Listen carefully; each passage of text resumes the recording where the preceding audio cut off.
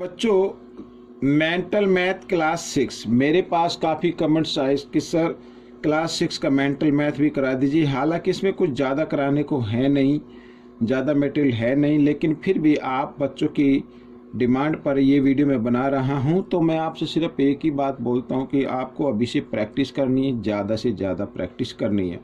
मैं हूँ हरी सर और आप सभी बच्चे देख रहे हैं आपका अपना यूट्यूब चैनल चलो कदम बढ़ाएं। ठीक है, आइए करना शुरू करते हैं। तो बच्चों यहाँ पर प्रश्न नंबर 1 हम करने वाले हैं। ये हमेशा की तरह मैंने पहले से लिख के रखा हुआ है।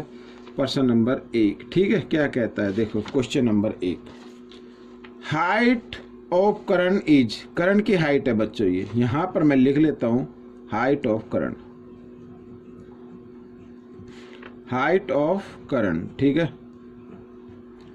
करण की हाइट है ये CL और ये X और ये I, ठीक है। इसको ये लिखा रोमन काउंटिंग में, हम इसको लिख लेते हैं। देखो C मीन्स 100 और L मीन्स 50, तो 150 हो गया। 10 ये X मीन्स 10, तो 160 हो गया और ये 161 हो गया बच्चों। कितना हो गया? 161 सेंटीमीटर हो गया।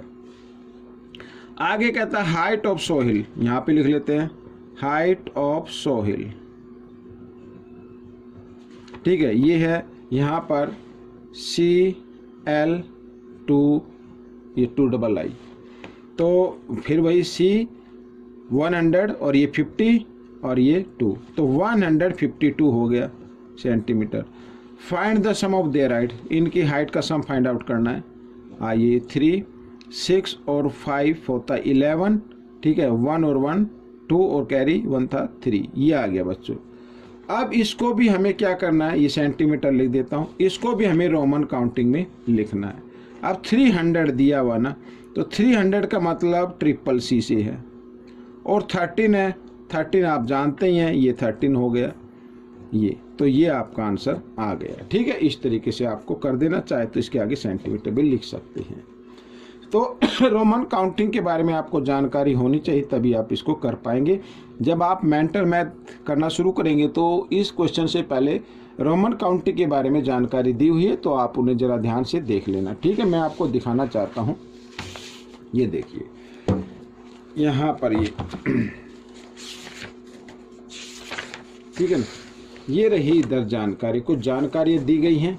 ये देखिए यहाँ पर, फिर भी कोई दिक्कत हो तो आप मुझे पूछ सकते हैं, ठीक है। तो इस तरीके से आपको रोमन काउंटिंग आनी चाहिए, तभी आप इसको कर पाएंगे, ठीक है। नहीं आती तो सीख लीजिए, प्रैक्टिस कर लीजिए। क्लास 5 में आपने की होंगी काफ़ी, क्योंकि क्लास 5 में ज़्यादा आती है।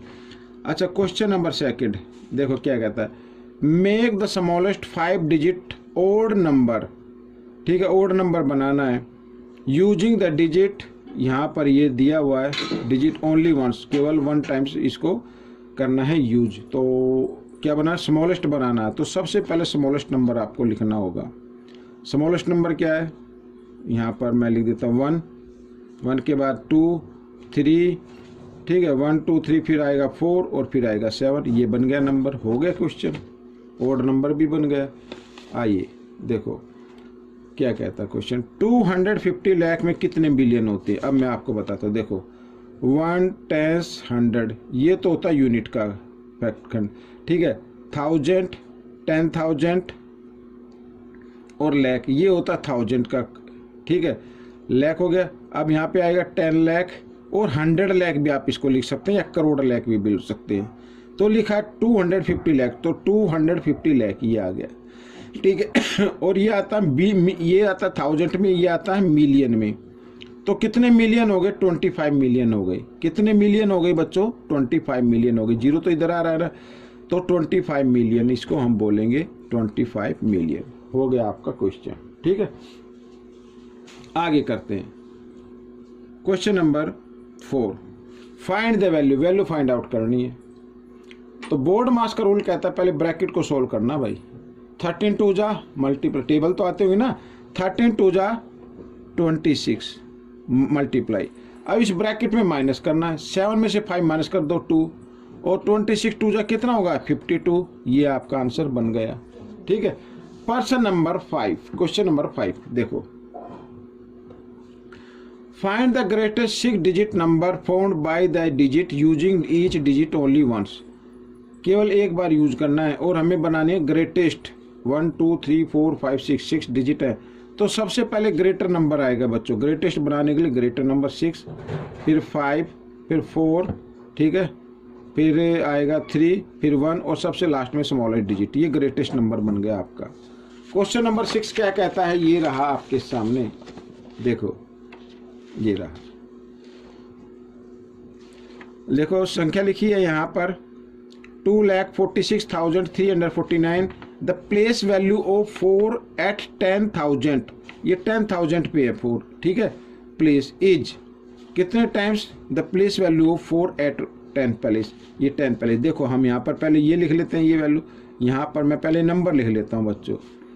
तो 349, ठीक है, ये 10,000 पे है तो यहाँ पे लिख लिया 1, इस 4 के पीछे 4 डिजिट है तो 40 लगा दीजिए इस तरीके से।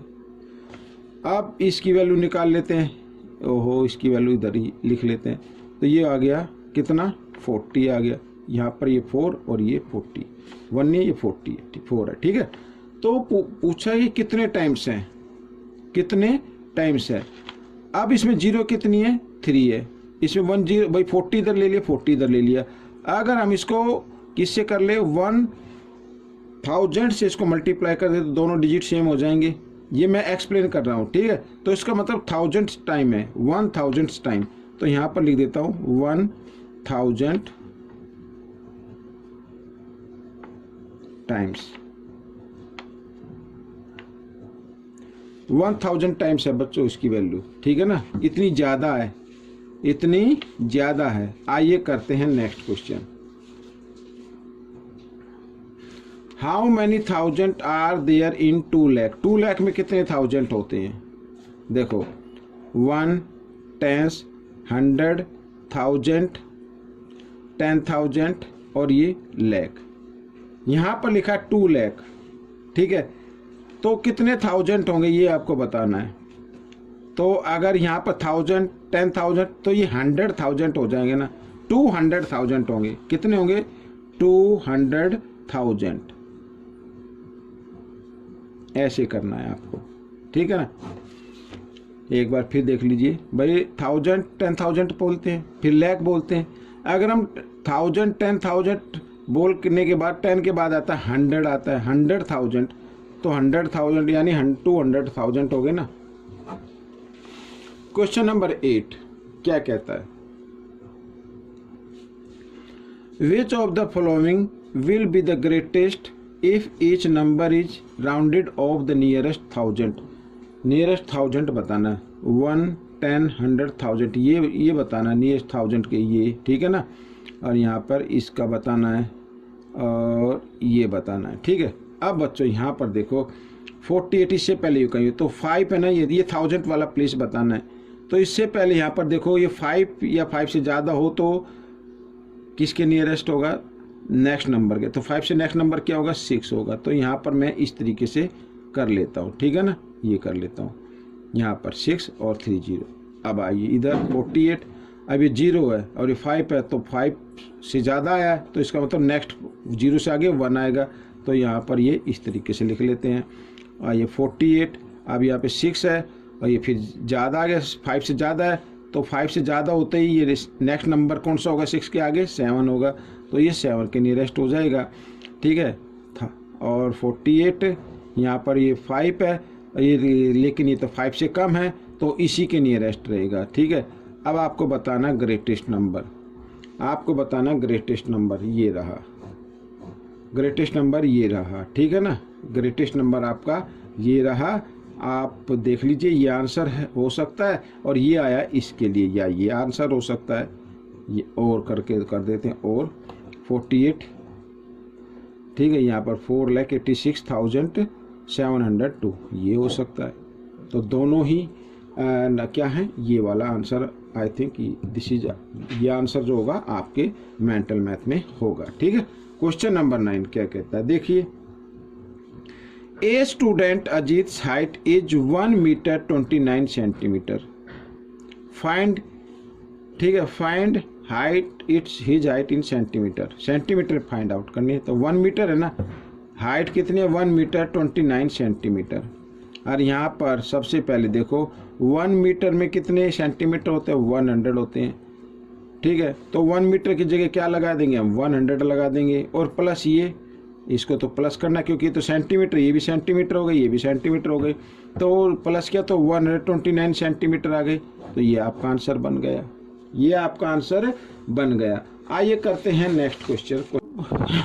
बच्चों क्वेश्चन नंबर 10 भी कर लेते हैं। ये रहा आपके सामने, क्या कहता देखो, find the Roman numeral for the greatest 3 digit number.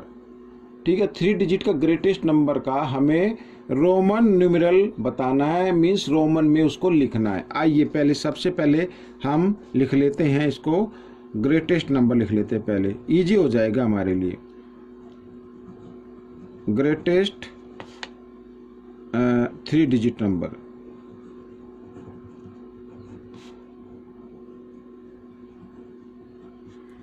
ये होता 999 होता है, सभी जानते हैं। ठीक है ना। अब बच्चों देखो 999 यानी आपको क्या करना है, 900 प्लस 90 प्लस 9 इस फॉर्म में लिखना है। ठीक है ना।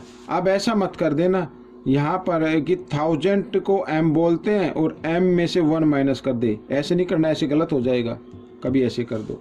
तो सबसे पहले 900 लिखो। 900 कैसे लिखते हैं, अगर हम 1000 में से हम क्या कर दें 100 माइनस कर दे तो 900 आ जाएगा। फिर 90 लिखना है। 90 कैसे लिखते हैं, अगर 100 में से हम 10 यानी x को माइनस कर दे तो 90 बन गया। अब लिखना है 9 तो आप जानते ही हैं, ये हो गया 9। ठीक है, तो ये आपका क्वेश्चन सोल्व हो गया। आपको ये क्वेश्चन कैसा लगा मुझे ज़रूर बताएं। देखो आप बच्चों की डिमांड पर ये वीडियो बना रहा हूँ मैं, तो आपको प्रैक्टिस करनी है अभी से, धीरे धीरे प्रैक्टिस कीजिए। मतलब जो रोज़ ज़्यादा नहीं करनी है, 3-4 क्वेश्चन की हर रोज़ प्रैक्टिस कीजिए। अच्छी रैंक लेके आइए, अच्छे मार्क्स लेके आइए, और हर मेंटल मैथ क्विज में पार्टिसिपेट कीजिए, चाहे वो एग्ज़ाम हो या क्विज हो। ठीक है ना, उसमें पार्टिसिपेट कीजिए। मिलेंगे नेक्स्ट पार्ट में, टिल देन थैंक यू।